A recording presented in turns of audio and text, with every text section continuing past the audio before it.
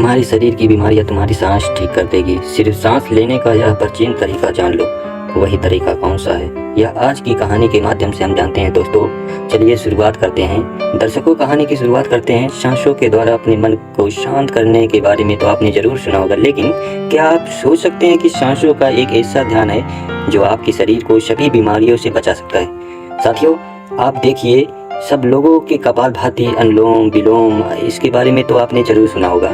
दरअसल कपालभाति या फिर अनुलोम विलोम जैसे प्राणायाम में हम सांसों का इस्तेमाल करते हैं, अपने शरीर की शुद्धि करते हैं। कुछ पलों का तूफान पूरे जंगल को हिला सकता है दोस्तों, उसी प्रकार कुछ पलों का सांसों का तूफान आपके रोम रोम को जागृत कर सकता है। साथियों, सांसों के इस अद्भुत विज्ञान के बारे में महात्मा बुद्ध ने एक कहानी के माध्यम से बहुत ही अच्छे तरीके से समझाया गया है।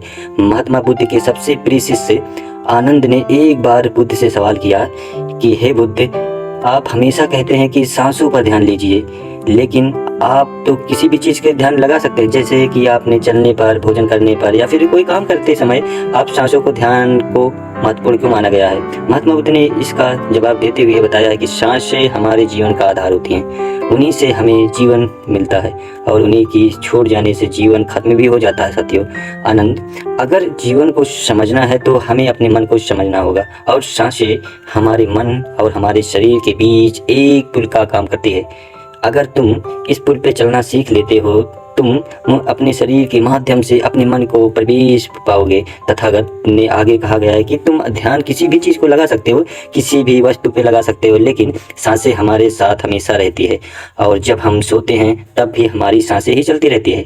इसीलिए सांसों का ध्यान सबसे आसान ध्यान माना गया है। उस ध्यान को आप कभी भी कर सकते हैं, और सांसों के द्वारा अपने मन को समझाना ज़्यादा आसान होता है, क्योंकि जब हम दुखी होते हैं, परेशान होते हैं तो हमारी सांसें अलग अलग तरीके से चलती है, लेकिन जब हम शांत होते हैं तो आनंद में होते हैं, तब हमारी सांसें अलग अलग तरीके से कार्य करती है। जब हम गुस्से में होते हैं तो अथवा डर में, तो हमारी सांसें अलग अलग प्रकार से कार्य करती है। इसीलिए हमारे मन की भावनाओं और समझने के लिए हमें अपनी सांसों को समझना होगा। साथियों, जिस प्रकार हमारी सांसें चलेगी उसी प्रकार हमारे मन में भावनाएं भी उत्पन्न होगी।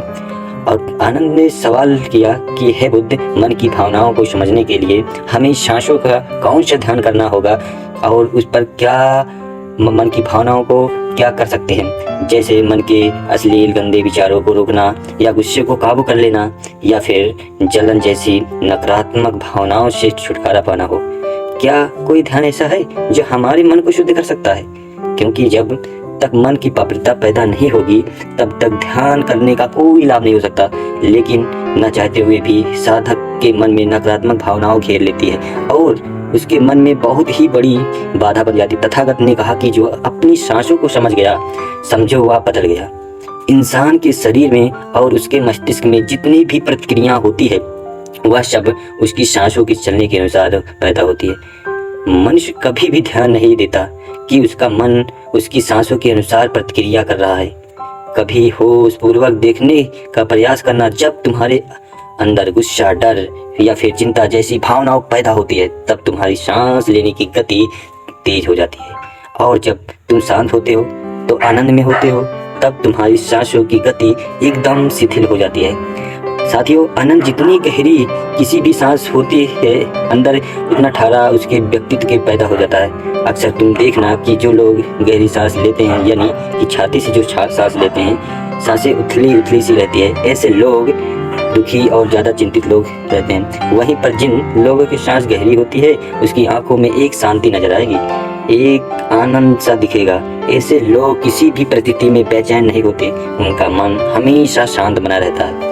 वह कठिन से कठिन परिस्थितियों को भी बड़ी शांति से सुलझा लेते हैं, और इसीलिए उसकी बुद्धि, उसका मस्तिष्क दूसरे से तेज काम कर पाता है, क्योंकि उसका मन शांत होता है, नकारात्मक भावनाओं से खाली होता है।